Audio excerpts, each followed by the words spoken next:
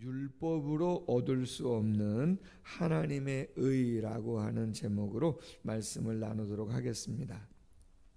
1장, 2장, 3장은 이신득이의, 이신칭의의 복음에 대한 원리를 이야기하는 바울이 왜 이신득이와 칭의가 필요할 수밖에 없는가, 필요성의 이유를 이야기하면서 이방인도 죄인이고 율법을 갖고 있는 유대인들도 다 죄인이기 때문에 행위로 의로움을 얻을 수 있는 사람은 아무도 없다. 그렇기 때문에 믿음으로 의롭다함을 일컬음 받는 것이 복음의 핵심이라고 이야기를 하고 있는 것이죠. 4장에서는 그 이야기를 조금 더 구체적으로 합니다. 행위와 무관한 칭의에 대한 이야기를 하면서 오늘 본문에서는 9절에서 12절은 육적 할례와 무관한 칭의에 대한 이야기를 하고 있는 것이고, 13절부터 17절 말씀까지는 율법과 무관한 칭의에 대한 이야기를 구체적으로 조금 더 하고 있는 것입니다. 우리가 의롭다함을 얻는다라고 하는 것이 할례 때문이냐, 우리가 의롭다함을 얻는 것이 율법을 행하는 것이기 때문이냐, 그런 거 두 가지 다 아니다 라고 하는 것을 이야기해 주고 있는 거예요. 그러면서 이야기합니다. 9절 이하에 이 복이 행위의 공적이 아닌 믿음으로 의롭다함을 얻는 복, 이 복이 할례자에게냐 혹은 무할례자에게도냐, 무릇 우리가 말하기를 아브라함에게는 그 믿음이 의로 여겨졌다 하노라. 창세기 15장 16절에 하나님께서 아브라함을 보실 때 의롭다 여기셨는데 그 의는 그렇죠, 할례 시에 받은 의가 아니라는 거예요. 85세 정도 되었을 때, 85세 정도 되었을 때 하나님께서 아브라함에게 그의 믿음을 보시고 하늘의 별처럼 너의 자손이 많아질 거다, 그런 하나님의 약속을 믿었을 때 하나님께서 아브라함에게 의롭다 여겨주셨다는 거예요. 그것은 85세 때 창세기 15장에서의 이야기라고 하는 것이죠. 10절 그런즉 그것이 어떻게 여겨졌느냐, 할례시냐 무할례시냐, 할례시가 아니고 무할례시다. 그럼 아브라함이 할례는 언제 받았습니까? 그렇죠, 그때부터 14년 후에 99세 때 창세기 17장에 가서야 이삭을 낳기 1년 전에 하나님께서 그 약속을 다시 말씀하시면서 할례를 명하신 것이죠. 의롭다함을 얻은 것은 할례 받기 14년 전 창세기 15장 6절에서고 할례는 창세기 17장이었다. 그러므로 유대인들이 강조하고 있는 할례가 언약의 증표로서의 의미는 있는 것이지만 그 행위 자체로 말미암아 의롭다함을 얻었다라고 하는 것은 무리다. 이미 벌써 그 전 14년 전에 아브라함이 하나님의 약속을 마음으로 믿는 그 믿음으로 의롭다함을 허락하신 거다. 11절 12절 말합니다. 그가 할례의 표를 받은 것은 무할례 시에 믿음으로 된 의를 인친 것이니 이는 무할례자로서 믿는 모든 자의 조상이 되어 그들도 의로 여기심을 얻게 하려 하심이라. 또 할례자의 조상이 되었나니 곧 할례 받을 자에게뿐 아니라 우리 조상 아브라함이 무할례 시에 가졌던 믿음의 자취를 따르는 자들에게도 그러하라. 아멘. 여러분, 왜 아브라함이 할례 받기 전에 믿음으로 의롭다 여김을 받은 것이 중요하냐? 할례는 과거로 가면 많은 족속들이 했지만 그 할례의 의미를 부여한 것은 하나님께서 아브라함과 맺으신 거예요. 언약의 증표로 많은 민족이 있지만 내가 아브라함 너를 믿음의 조상으로 세워서 너의 모든 족속을 히브리 민족으로 삼을 것이고, 그 히브리 민족 유대인들을 통해서 제사장 나라가 돼서 열방을 부를 것이다. 그런데 그들 또한 그 어떤 행위가 아니라 너를 의롭다고 여긴 것처럼 다른 많은 사람들도 네가 하나님의 약속을 믿어서 의롭게 된 것처럼 세상에 있는 모든 사람들, 너의 믿음의 발자취를 따라가는 모든 사람들에게도 그렇게 하려고 내가 너를 믿음의 조상으로 세운 거다. 여러분, 우리가 오늘 이 시간 새벽에 나와서 하나님께 예배하고 하나님 바라보는 거, 이것 또한 누구를 근거로 하는 거예요? 아브라함을 근거로. 왜? 아브라함이 믿음으로 의롭다함을 받았기 때문에, 하나님이 그렇게 이야기를 해줬기 때문에 우리들도, 그쵸? 보지 않았잖아요. 예수님도 만난 적이 없어요. 그쵸? 그럼에도 불구하고 우리는 기록된 말씀을 통해서 살아계시는 하나님에 대한 믿음을 가지고 그분을 창조자로, 우리의 주인으로, 다시 오시는 심판주로, 영원한 하나님 나라의 소망을 믿음으로 갖게 됐단 말이죠. 근데 그 믿음이 우리의 의를 보장하는 것이 된다는 거예요. 만약에 그렇지 않고 다른 행위다, 더군다나 할례다, 여러분, 할례를 행하지 않은 사람들도 얼마든지 있어요. 그렇기 때문에 무할례 시에 믿음으로 의롭다함을 받은 그 아브라함은 그 믿음의 발자취를 따라오는 모든 사람에게, 그렇죠, 귀감이 되어질 수 있다, 이 말이죠. 첫 번째로 저는 오늘 본문 말씀 11절과 12절을 보면서 그 아브라함이 무할례 시의 의로움을 통해서 그 후대에 많은 무할례 시에 하나님을 믿어서 의롭다함을 받는 사람들에게 귀감이 됐다라고 하는 것을 통해서 영적인 교훈을 한번 생각해 봤으면 하는 거예요. 무슨 이야기냐면, 성경에 기록된 신앙의 많은 선진들의 삶이 퍼펙트하지 않습니다. 어제도 아브라함의 삶을 잠깐 이야기 나눴고 다윗의 삶을 잠깐 이야기 나눴지만 그들의 삶이 퍼펙트하지 않습니다. 아내를 다른 사람에게 자기가 살려고 내어줬던 사람이, 묵인했던 사람이 아브라함이기도 합니다. 솔직히 믿음을 가졌다고 했지만 그 믿음이 흔들려서 얼마 지나지 않은 그 다음에 86세에 이스마엘을 낳은 사람이 누굽니까?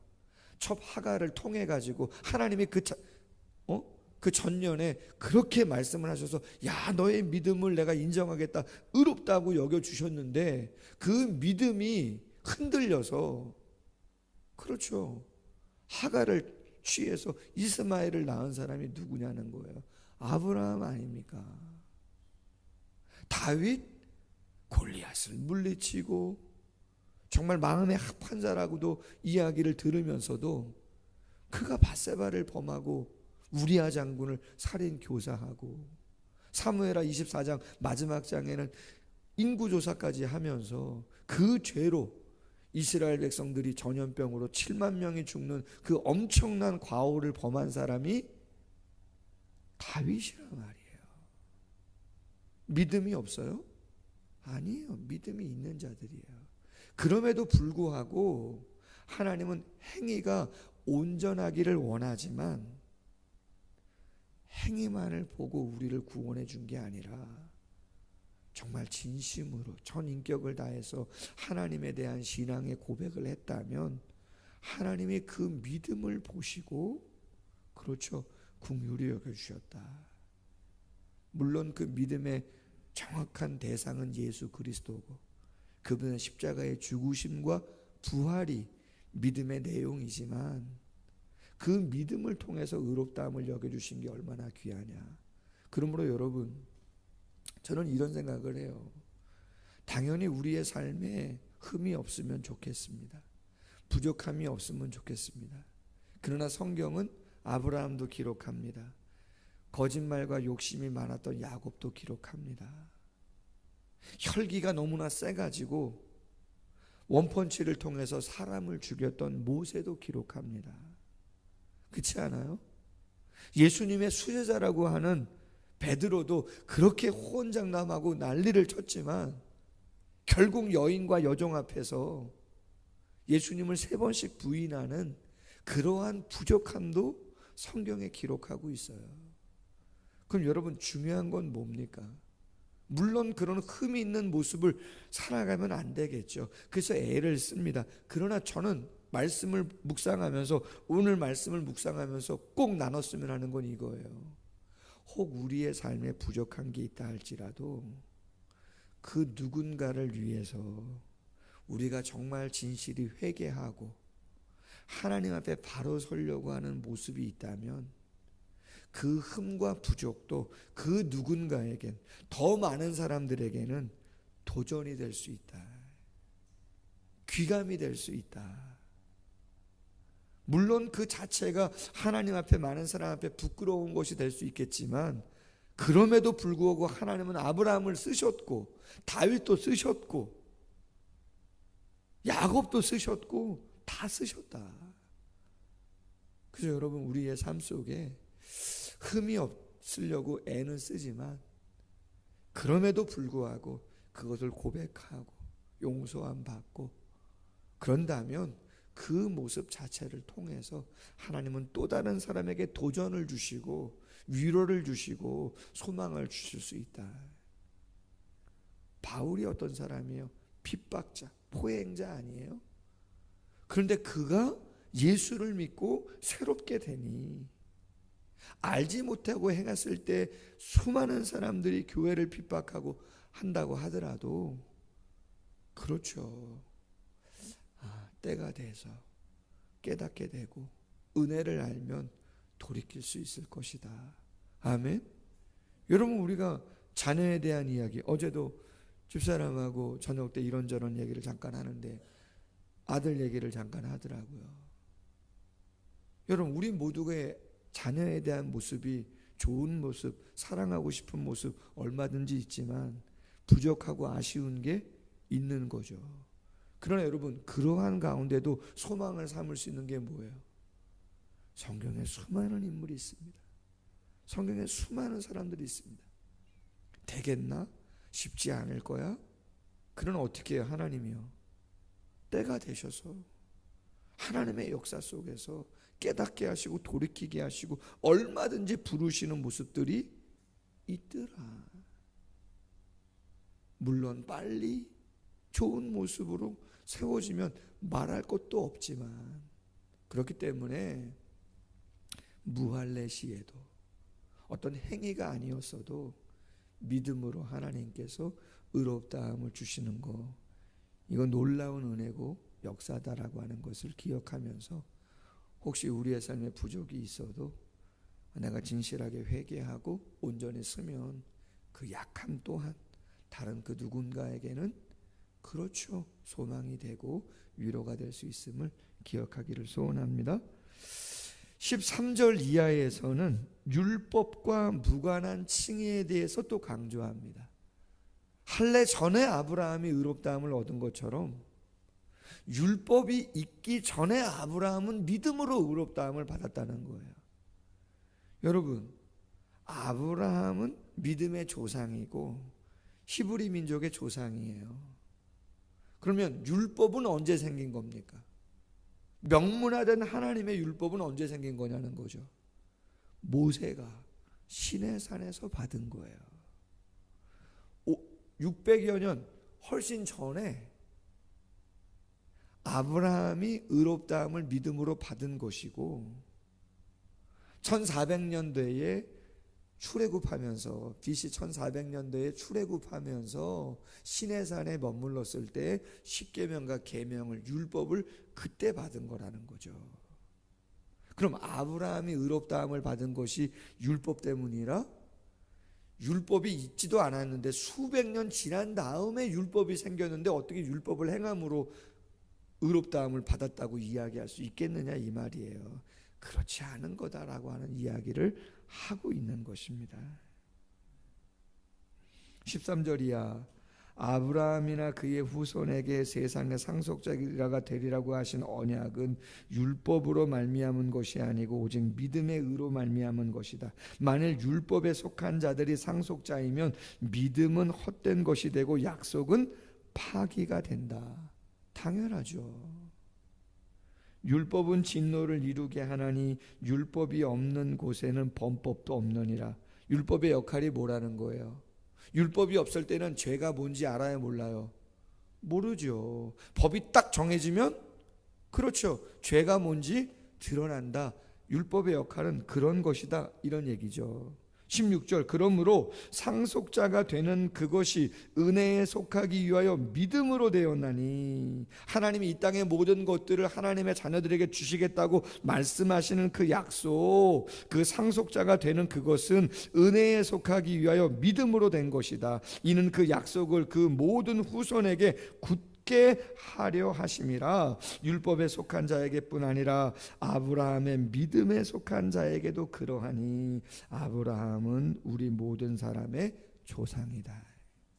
하나님이 당신의 사람들을 백성이다 칭해 주시고 아들이다 칭해 주시고 이 땅의 모든 것들을 누릴 수 있는 상속자로, 영원한 것을 함께 할 수 있는 상속자로 주시는 그 자격은 율법 때문이 아니라 그 전에 벌써 아브라함에게 믿음으로 그 상속자의 자격을 준 것이기 때문에 절대로 율법, 우리가 무엇을 행함으로 얻었다고 이야기할 수가 없는 것이다.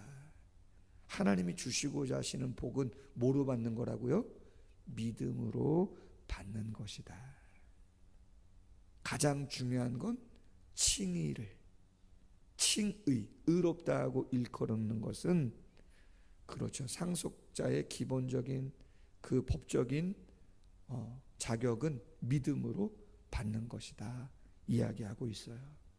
그러면서 17절 말합니다. 기록된 바 내가 너를 많은 민족의 조상으로 세웠다 하신 같이 그가 믿은 바 하나님은 어떤 분이에요? 죽은 자를 살리시고 없는 것을 있는 것으로 부르신다.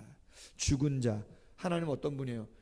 실제로 육체로 죽은 자도 살릴 수 있는 분이고, 영적으로 죽어있는, 하나님을 죄로 인해서 모르고 그죠? 부인했던 그 연약한 자들도 하나님이 선택하셔서 성령을 통해서 믿음을 허락하시면 영적으로 죽은 자도 살릴 수 있는 분이 누구예요?